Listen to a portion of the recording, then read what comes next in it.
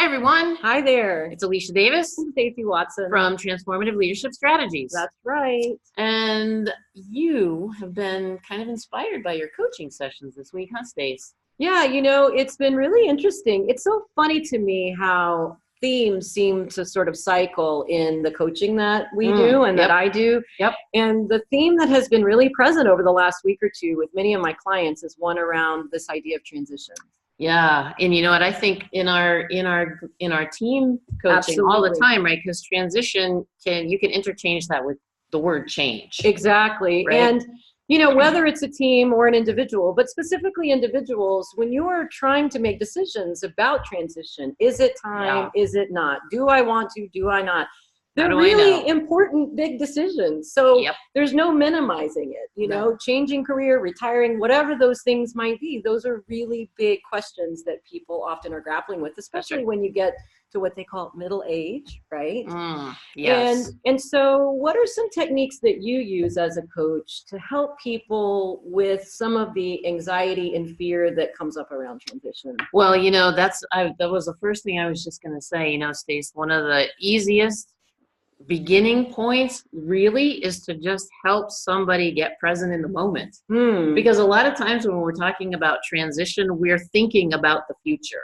And we've got, so many possibilities. Your we're mind's trying to racing. figure it out, right?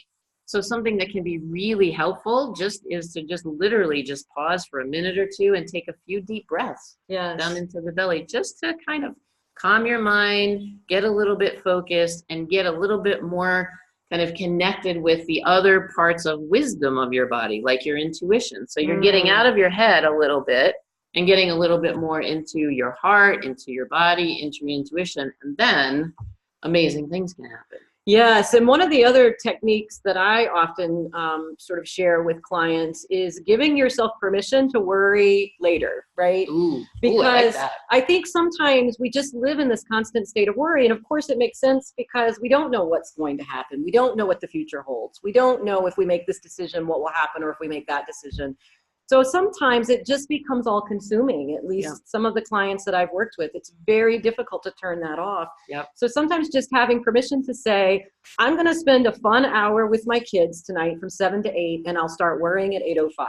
But for that hour, I have permission not to worry, can be a little bit what you're talking about, freeing from that and allowing yourself to be here. Yeah. But then how do you help people really think about those decisions that have to be made? What are some tips you have around that? Well, we have some really cool coaching tools that we use, That's true. We have, you've heard of pros and cons, but we have this really interesting model. It's called the pain gain model. Yes. So, and you can kind of think about the same thing, like what's a decision that you're trying to make, right? And then think about, well, what's the pain of that, or what's the gain of that? And so it's like you're kind of thinking through the pros and the cons, but also how are you feeling about it? That's right. And sometimes it's also, whether you do that or not, sometimes it's just about writing it down and getting it out on paper. Yeah, out of here and out here. Exactly.